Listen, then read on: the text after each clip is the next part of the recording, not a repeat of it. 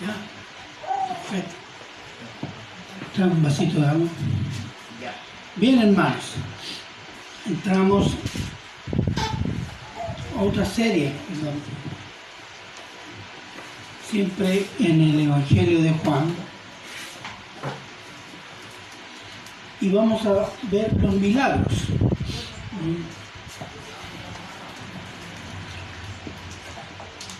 Los milagros son un tema de discusión, incluso dentro de las iglesias cristianas. Pero tenemos que examinar la Biblia. Y en este caso vamos a ver qué nos dice el Evangelio de Juan. Y quiero introducir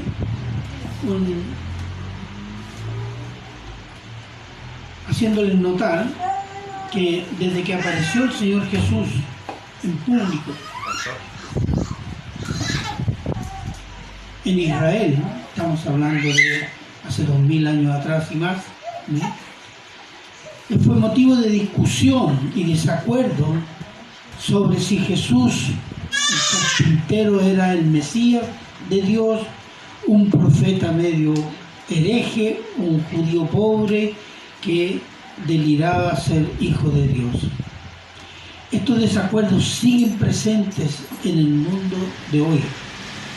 El mundo que rechazó y rechaza a Cristo como Señor y Salvador, usa todo tipo de argumentos mentirosos con tal de que no se diga que Cristo es Dios hecho hombre y único Salvador de pecadores condenados. Pero eso es lo que declaró el Señor Jesús sobre sí mismo, lo que atestiguan los discípulos, lo que atestiguan las Escrituras y lo atestigua la historia de la iglesia fiel hasta hoy. Y será así hasta su venida como juez y rey de reyes. El Evangelio del apóstol Juan muestra el Señor Jesús como Dios hecho hombre. Por ejemplo,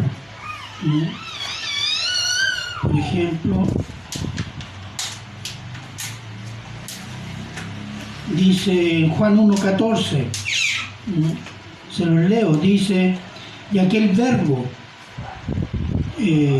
habla de Cristo, fue hecho carne y habitó entre nosotros, y vimos su gloria, gloria como del unigénito del Padre, lleno de gracia y de verdad. Es una descripción de quién, de Cristo, que es Dios hecho hombre.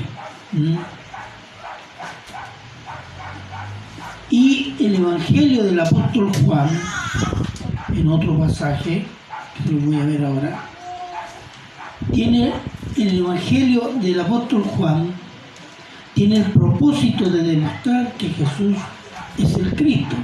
Y lo dice en Juan 20, 30, 31, cuando dice, hablando de Jesús, hizo además muchas otras señales en presencia de sus discípulos, las cuales no están escritas en este libro, pero estas se han escrito para que creáis que Jesús es el Cristo, el Hijo de Dios, y para que creyendo tengáis vida eterna. Entonces, ¿cómo demuestra que Jesús es Cristo?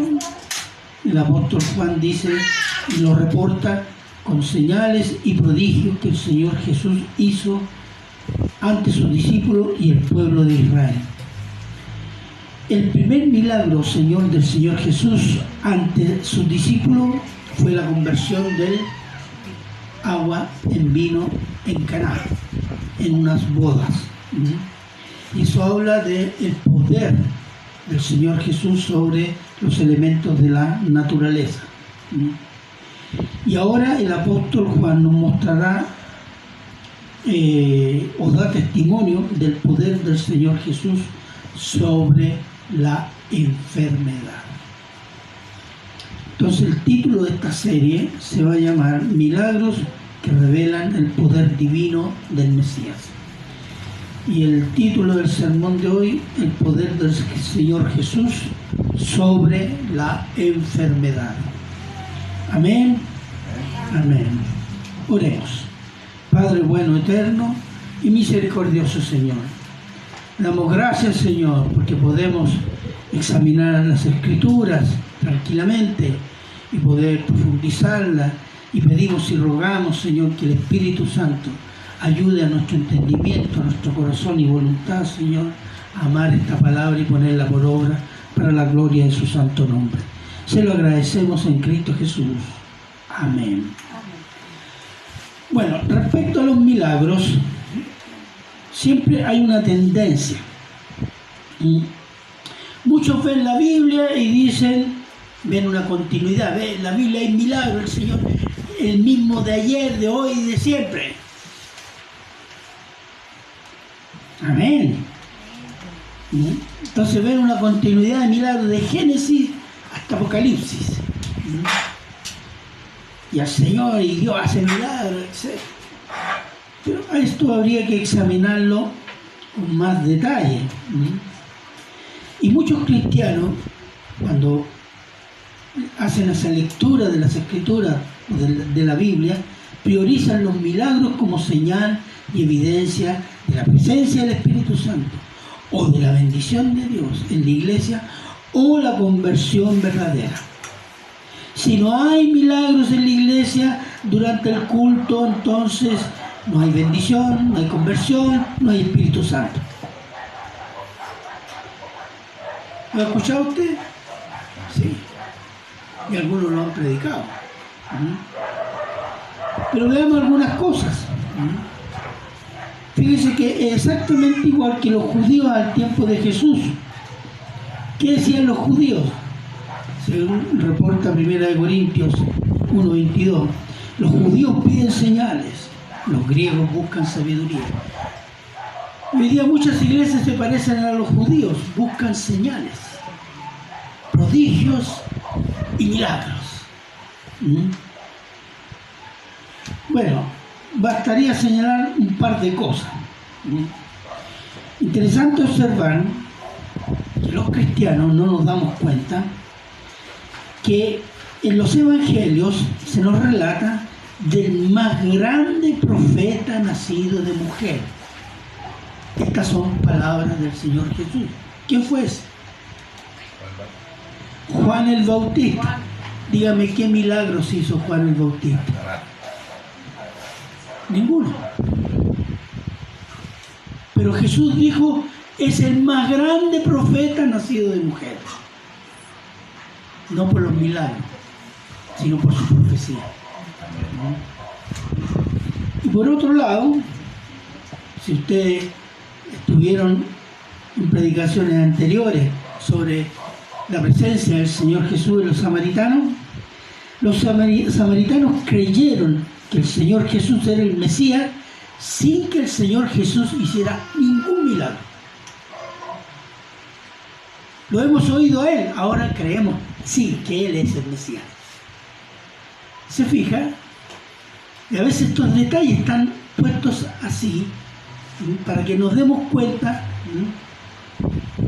de que nuestras prioridades, como en este caso los milagros, que muchas iglesias hoy día y los judíos de ese tiempo no observan.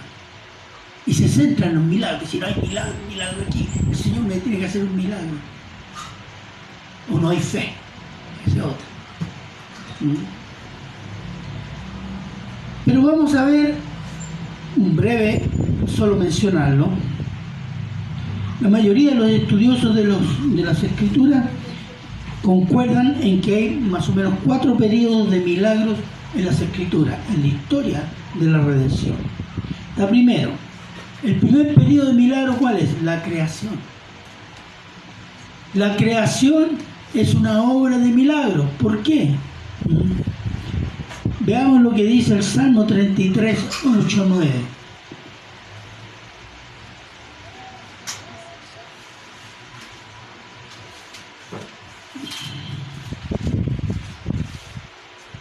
Salmo 33, 8, 9.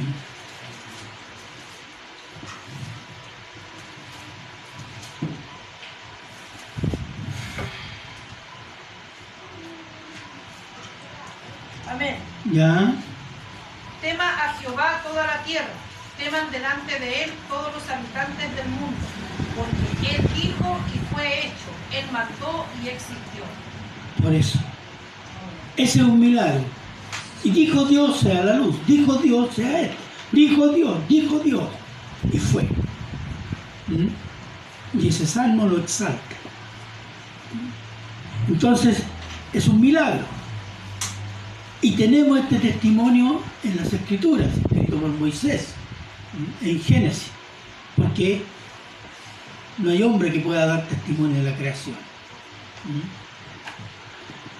Después tenemos el segundo periodo, la salida de Israel de Egipto hasta la entrada a la tierra de Canaán. Es un periodo de varios milagros, sobre todo al inicio. Están las plagas de Egipto que el Señor desató por medio de Moisés.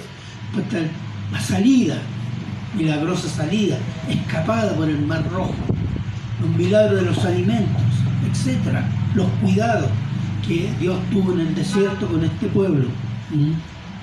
Veamos Éxodo 3, 19-20, se lo leo yo, que dice así: mas yo sé que el rey de Egipto no os dejará ir sino por mano fuerte, pero yo extenderé mi mano, heriré a Egipto con todas mis maravillas que haré en él, entonces os dejará ir. Esta es la plaga de Egipto. Yo golpearé, yo haré maravillas en Egipto y él los dejará ir. Ahora la pregunta es, ¿cuánto tiempo de años hubo entre la creación y la salida de Israel de Egipto? ¿Cuánto tiempo hubo? 6.000, 5.000, 6.000, 7.000 años, más o menos. ¿Y qué ven entre medio de esos dos? Diluvio, la Torre de Babel, las naciones, la conversión de ¿cuánto se llama? De Abraham. Pero eso, ¿en cuánto tiempo? 6.000 años. Usted en la Biblia lo lee en varias pocas páginas, pero son cerca de 6.000 años de tiempo. ¿Usted ve una sucesión de milagros día por día, mes por mes, año por año? No.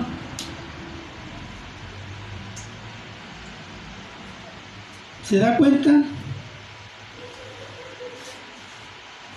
Tercero, el periodo de los profetas, sobre todo Elías y Eliseo. Primera de Reyes 18, 35 al 38. Si alguien puede estar ahí, por favor. Primera de Reyes 18, 35 y 38.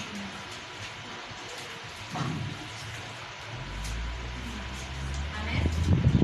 Ya. De manera que el agua corría alrededor del altar y también se había llenado de agua la zanja. Cuando llegó la hora de ofrecerse el holocausto, se acercó el profeta Elías y dijo: Jehová, Dios de Abraham, de Isaac y de Israel, sea el manifiesto que tú eres Dios en Israel y que yo soy tu siervo y que por mandato tuyo he hecho todas estas cosas. Respóndeme, Jehová, respóndeme para que conozca este pueblo que tú, oh Jehová, eres el Dios y que tú vuelves a ti el corazón de ellos. Entonces cayó el fuego de Jehová y consumió el holocausto, la leña, las piedras y el polvo, y aún lamió el agua que estaba en la zanja. Exacto. ¿Por qué lo hizo? Para desafiar a los profetas de Baal, y declaró ante Israel para que ellos vean que eres tú, Señor, no yo. Y hubieron varios milagros, la sequía, y después Elías oró para que no hubiera más sequía. Los milagros de Eliseo, ¿ante quién? Ante un Israel, sobre todo el reino del norte, incrédulo. Incrédulo y apóstata. Entonces, desde la salida de Egipto, de parte de Israel, a los profetas Eliseo y Elías, son alrededor de 500, 600 años, o tal vez más. Cuarto, el periodo de ministerio del Señor Jesús y el ministerio de los apóstoles. Es un periodo poco menos de 30 años, tomados en conjunto. Y el tiempo entre los profetas Elías y Eliseo y la venida del Señor Jesús son alrededor de 700 años. Usted ve en todo el periodo de los reyes una serie de milagros, uno tras otro, ¿no? De repente hay un milagro, sí, pero no hay una sucesión de milagros, como por ejemplo fue en la creación, en la salida de Israel de Egipto, o en el periodo del profeta Eliseo y Elías, en el ministerio del Señor Jesús y el ministerio de los apóstoles. Son periodos bien delimitados. Veamos lo que dice Lucas 7, 20-22. Cuando pues los hombres vinieron a él, dijeron: Juan Bautista nos ha enviado a ti para preguntarte, ¿eres tú el que había de venir o esperamos a otros? En la misma hora sanó a muchos de enfermedades y plagas y de espíritus malos, y a muchos ciegos les dio vista. Y respondiendo Jesús les dijo: Id, haced saber a Juan lo que habéis visto y oído: los ciegos ven, los cojos andan, los leprosos son limpiados, los sordos oyen, los muertos son resucitados, y a los pobres es anunciado el Evangelio. ¿Qué te les está mostrando? Sí, yo soy el Mesías. Mira, ahí están las obras que demuestran que yo soy el anunciado. Después, que dice Hebreos 2, 3, 4, por favor, si alguien puede estar ahí.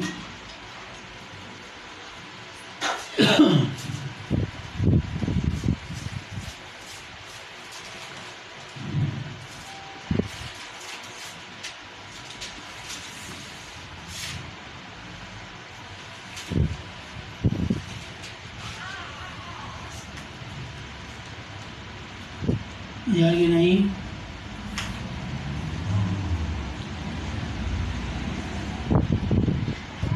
Amén. Amén. ¿Cómo escaparemos nosotros si descuidamos una salvación tan grande, la cual, habiendo sido anunciada primeramente por el Señor, nos fue confirmada por los que oyeron? Testificando Dios juntamente con ellos, con señales y prodigios y diversos milagros y repartimiento del Espíritu Santo según su voluntad. Esa es la referencia a quién? A los apóstoles. Su predicación fue confirmada con señales y prodigios. Está escrito ahí, no es inventado por un pastor bautista. Fue para autenticar el discurso y la predicación de ellos, que venía de Dios. Entonces, los milagros y señales y prodigios son una pequeña muestra del poder de Dios ante su pueblo. Señalan el propósito de Dios y confirman a sus profetas ante el pueblo que dichos profetas vienen de Dios y por tanto su palabra viene de Dios. ¿Amén? Amén. Miren, 2 Timoteo 4, 1, 2, el apóstol Pablo hace una encomendación a Timoteo. Le dice: te encarezco delante de Dios y del Señor Jesucristo, que juzgará a los vivos y a los muertos en su manifestación y en su reino, que prediques la palabra, que inste a tiempo y fuera de tiempo, redarguye, reprende, exhorta con toda paciencia y doctrina. No le está diciendo: haz milagros, espera los milagros. Ese tiempo se estaba cerrando. Entonces, ¿cómo se confirma una predicación bíblica? ¿Cómo el Señor la confirma? ¿Qué dice Efesios 1:13?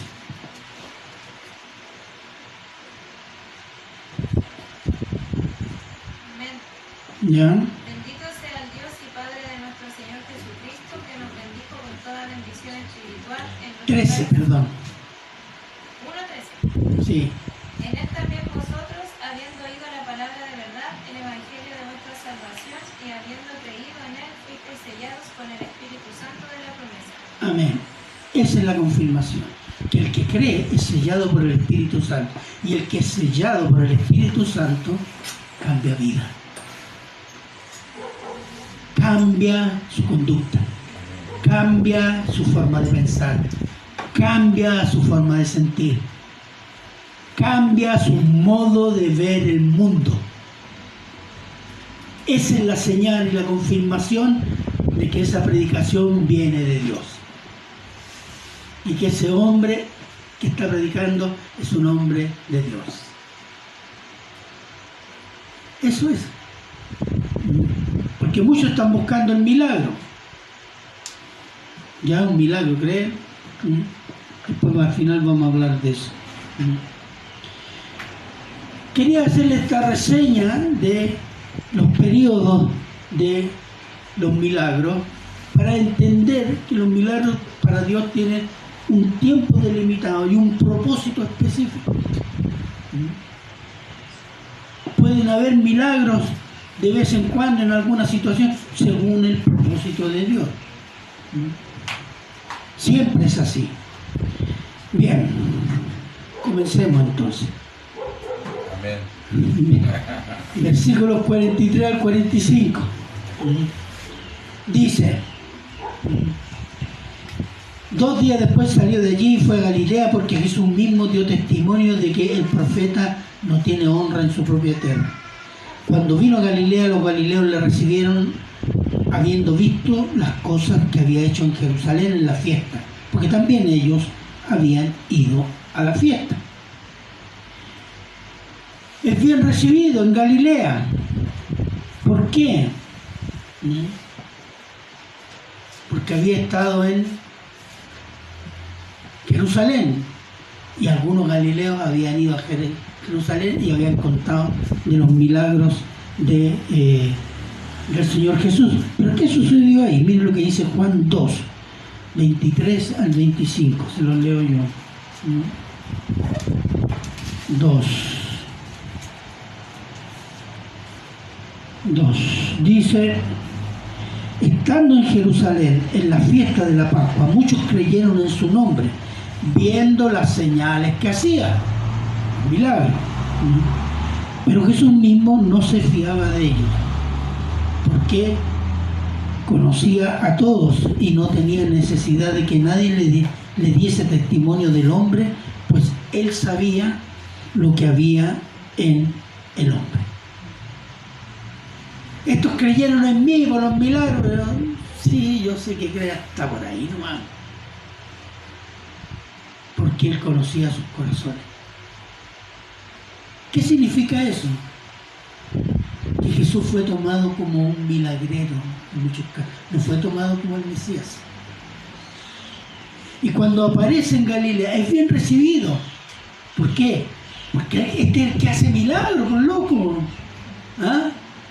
Trae los enfermos. Este te los va a sanar así, loco. Pero esa es nuestra mentalidad, ¿o no?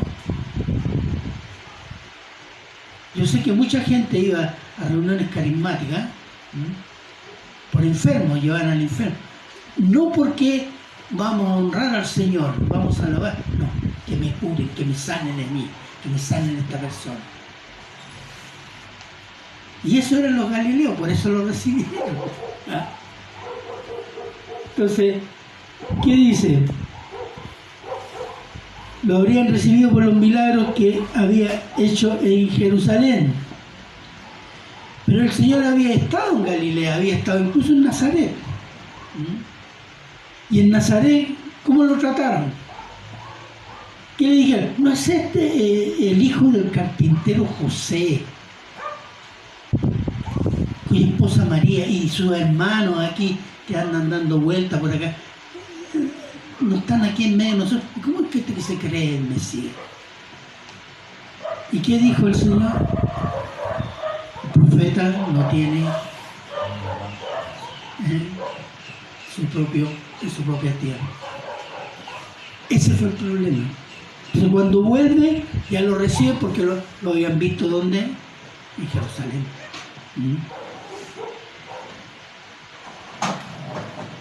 Era uno que hacía milagros. Y por eso llega uno, versículos 46 y 47, rápidamente,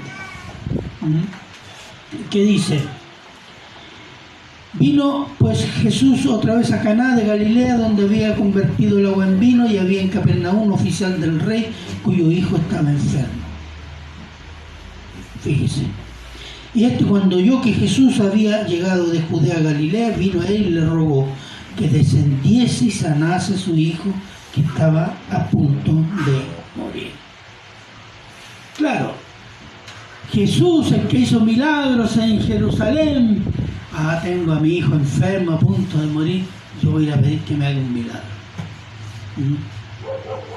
Y era un noble, era una autoridad, y habla de un oficial del rey, tal vez el rey Herodes, que pide que vaya a su casa y le sane el hijo. Notemos que el oficial del rey no se dirige al Señor Jesús: Señor, Mesías, oh gran profeta de Dios. No.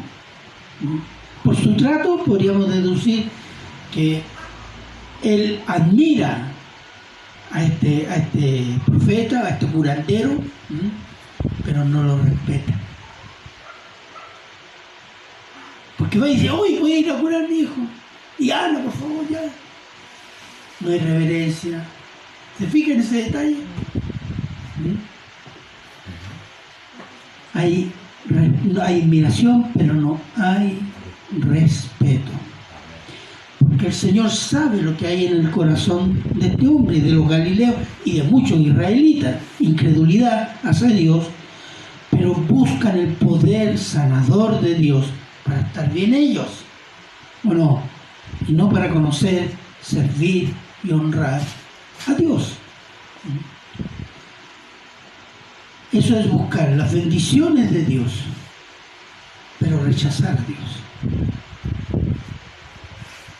Versículo 48 dice: entonces Jesús les dijo: si no viereis señales y prodigios, no creeréis.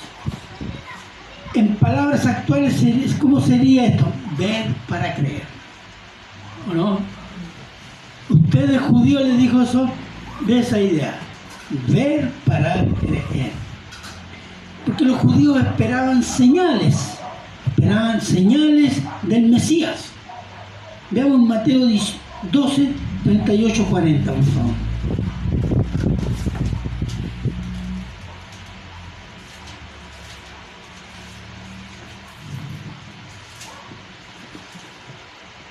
Mateo 12, 38, 40.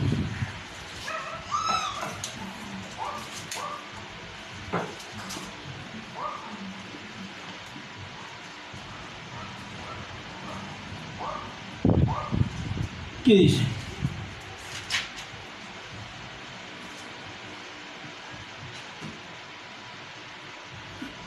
Ya, hermana, adelante. Entonces respondieron algunos de los escribas y de los fariseos diciendo: Maestro, deseamos ver de ti señal. Él respondió y les dijo: la generación mala y adúltera demanda señal, pero señal no les será dada sino la señal del profeta Jonás. Porque como estuvo Jonás en el vientre del gran pez 3 días y 3 noches, así estará el Hijo del Hombre en el corazón de la tierra 3 días y 3 noches. Amén. La resurrección después de la muerte va a ser la señal para ustedes, pero ustedes no lo van a creer. Y así fue. ¿Por qué? Porque los judíos buscaban señales. ¿Cuál era la señal que buscaban? La gran mayoría de ellos buscaba Mesías. Llegaría al templo, proclamaría el reino, haría caer fuego sobre los gentiles y destruiría el imperio romano, y se establecería el gobierno de Israel por toda la tierra. Ese era el esquema que tenían ellos. Lo cual no era así. Había algo que impedía eso. ¿Sabe qué es lo que era? Algo que Jesús les dijo a ustedes, a los judíos, y nos dice a nosotros: arrepiéntete de tus pecados. versículos 49-50. Dice: entonces Jesús le dijo: si no viereis señales y prodigios, no creeréis. No creeréis. Y le dijo el oficial del rey, le insistió: Señor, desciende antes que mi hijo muera. Jesús le dijo: ve, tu hijo vive. Y el hombre creyó la palabra que Jesús le dijo y se fue.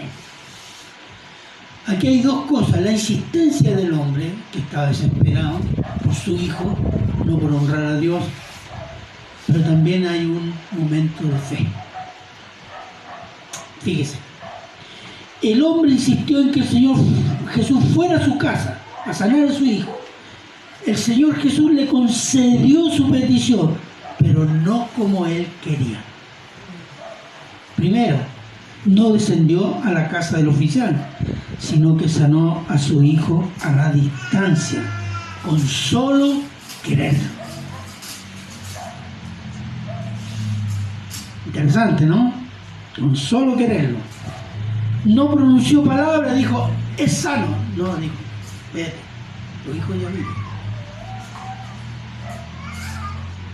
No le dijo, como dicen algunos sanadores hoy día: ¡ay, te sano, nena! ¿Hizo eso? No. Ve, tu hijo ya vive.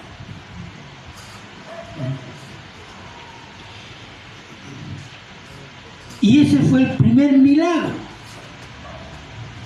Y el segundo milagro, ¿cuál fue? En ese momento,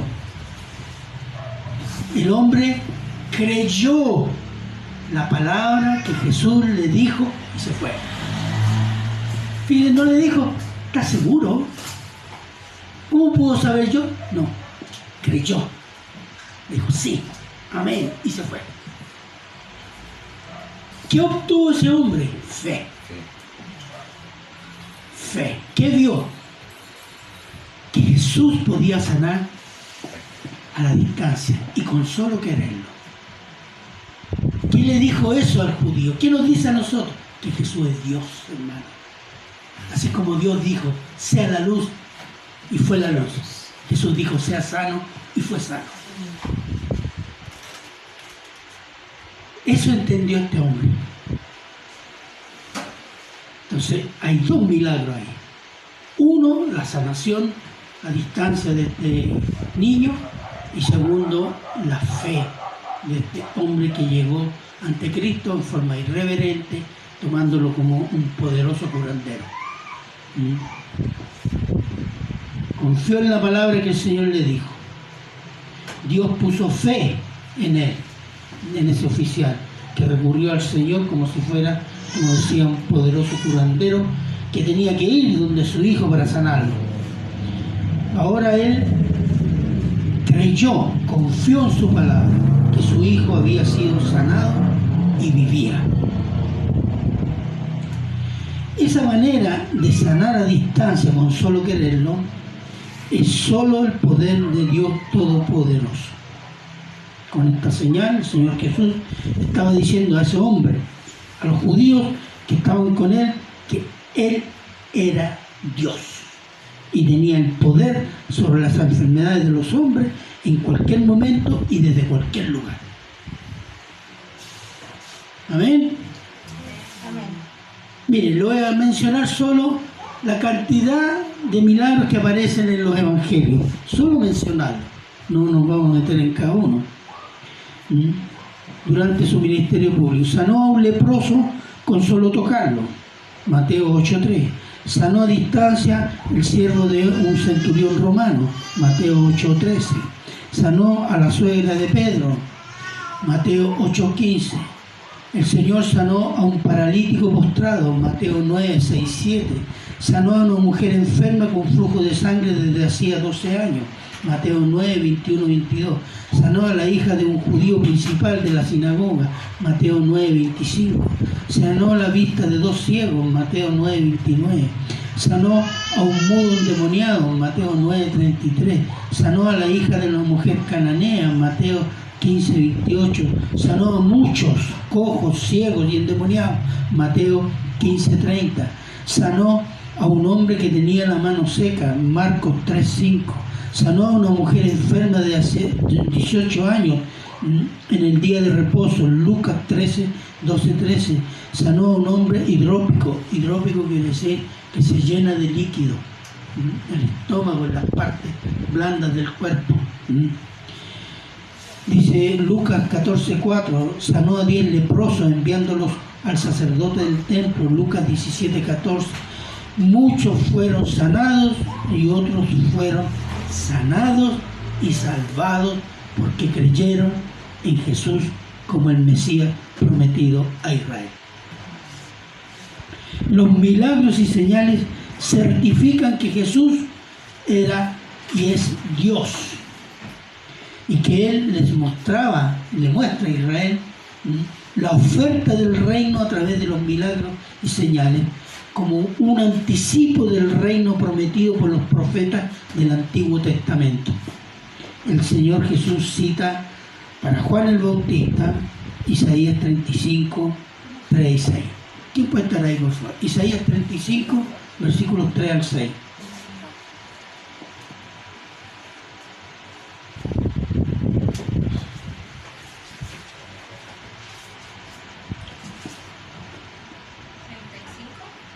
Isaías 35, versículos 3 al 6.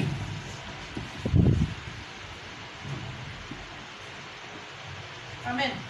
Adelante. Fortalecer las manos cansadas, afirmar las rodillas endebles, decir a los de corazón apocado, esforzaos, no temáis, he aquí que vuestro Dios viene con retribución, con pago. Dios mismo vendrá y os salvará. Entonces los ojos de los ciegos serán abiertos y los oídos de los sordos se abrirán.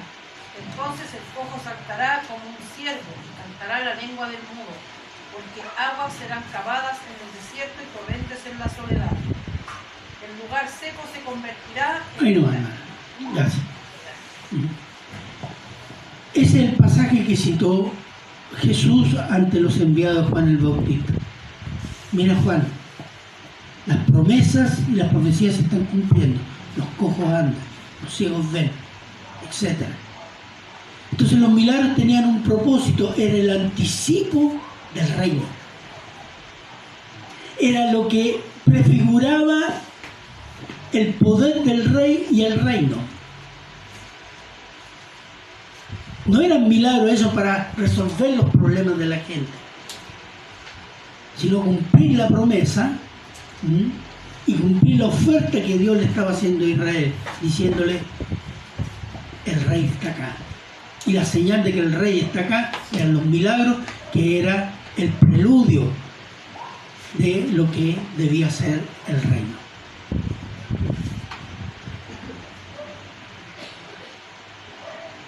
Entonces, esos eran los propósitos de Dios por medio de Cristo, por medio de los milagros y señales para Israel. Muchos creyeron en Cristo como el Mesías cumpliendo el propósito de Dios, pero la gran mayoría rechazó y sigue rechazando al Señor Jesús como Mesías. ¿A causa de qué? Del pecado. ¿Cuál es el pecado? De no creer que ellos, el pueblo elegido, no tenían pecado. Por lo tanto, rechazaron a Cristo por dos razones. Uno, porque era pobre. Segundo, porque les decía que tenían que arrepentirse de pecado. Y eso no era inconcebible. Nosotros no. Nosotros esperamos el reino. Pero también se cumplió el propósito de Dios. ¿Cuál es? Siempre Dios ha dicho que en Israel los salvos son un remanente. Versículos 51 al 53. Veamos. Cuando él ya descendía, sus siervos salieron a recibirle y le dieron las nuevas diciendo, tu hijo vive. Aquí recibe la primera confirma. una fe confirmada. Aquí él confirma que su hijo vive. Entonces él les preguntó a qué hora habían comenzado a estar mejor, y le dijeron: ayer a las 7 le dejó la fiebre. El padre entonces entendió que aquella era la hora en que Jesús le había dicho: tu hijo vive, y creyó él y toda su casa. Él confirma que su hijo vive, y él confirma que fue sanada a la hora que Jesús dijo: vive. ¿Qué significó eso? Confirmó que Cristo es Dios. Lo cuenta su familia y toda su familia cree. Sin ver a Cristo, pero vieron la obra de Cristo y el testimonio de este hombre. Entonces, ¿se siente confirmado? ¿Se logra el propósito del milagro? Sí. Uno que se convierte a Cristo y cree en Él como el Mesías prometido. Entonces, los milagros, señales y prodigios tienen su tiempo en la vida del pueblo de Dios. Tienen propósitos para el pueblo de Dios. Puede ser para una familia o para un individuo a veces. Y revelan el poder de Dios. Y el objetivo principal es que su pueblo lo conozca y confíe en sus obras y palabras. Y eso es.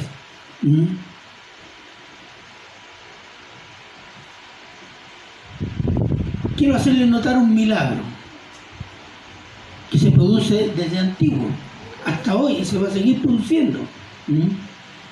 Dirá, ¿cuál? ¿Qué milagro? Que seres humanos llenos de pecado, condenados, que van desde la indiferencia al desprecio a Dios, de Cristo, de su palabra y de su iglesia, puedan ser convertidos en santos que aman a Dios, aman a Cristo, aman su palabra y aman su iglesia. Y que se duelen por ofender a Dios por sus pecados. Solo el poder de Dios en Cristo Jesús puede rescatar condenados a la muerte eterna y salvarlos para vida eterna.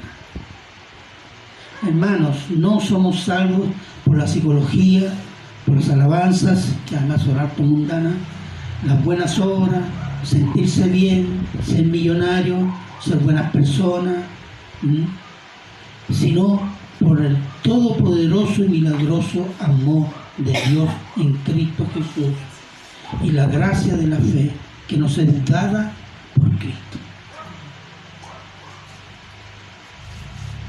Este es un milagro, hermano. Aquí hay varios milagros. El día domingo se juntan más milagros, ¿no?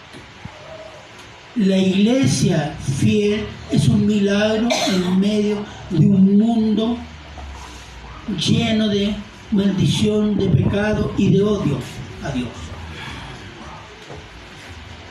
Pero sobrevive. ¿Por qué? Por el poder de Dios, por el propósito de Dios. Somos un milagro de Dios, por lo cual los ángeles de Dios se gozan y glorifican a Dios en el cielo. Dice la palabra que cuando un pecador se arrepiente, los ángeles se gozan.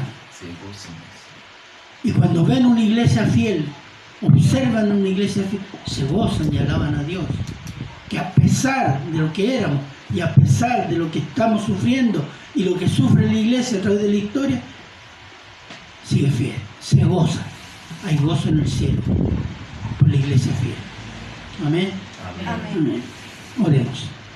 Padre bueno, eterno y misericordioso Señor, le damos gracias, Señor, porque en este pasaje el Señor Jesús muestra su inmenso poder como Dios todopoderoso contra las enfermedades humanas, Señor, contra todo mal físico, psicológico de los seres humanos.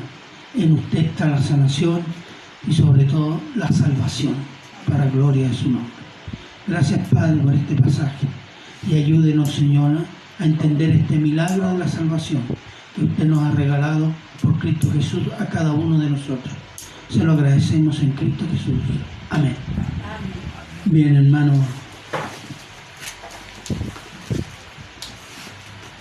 Finalizar